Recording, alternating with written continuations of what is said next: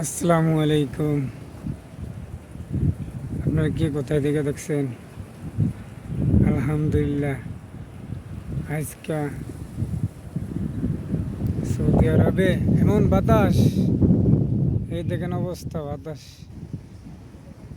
বাতাসের অবস্থা বহুত। বাতাসের জন্য বড়ই গাছ কি অবস্থা করতে আছে দেখেন। গাছের বড়ইগুলো ঝুড়ে পড়ে, এমন বাতাসের যন্ত্রণা। বাতাস বাতাস ঠান্ডা বাতাস।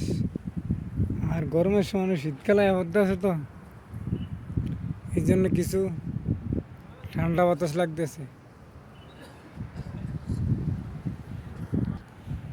বুঝছেন? এমন বাতাস, এমন বাতাসের ইচ্ছা মতন বাতাস হইতে আছে। আমাদের বাংলাদেশও কয়েকদিন লাগে বাতাস হইতে আছে, এমন বাতাসের বাতাস দেখেন কি অবস্থা হতে আছে বাতাসে। সব দেশেই মোটামুটি আছে, বাতাসের জন্য আল্লাহ জানে।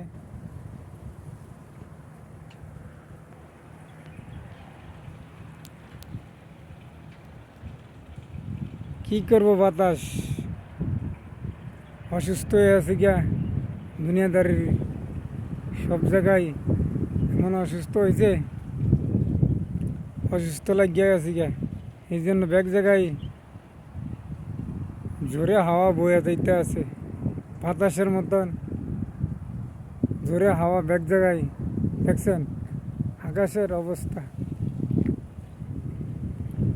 সব কিছু একই।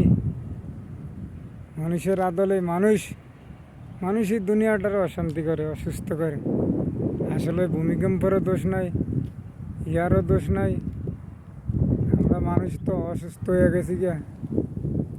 এক আল্লাহ সবার হেফাজত করে, সবার জন্য আল্লাহর হুকুম মতন চলে, বুঝছেন নি ভাই?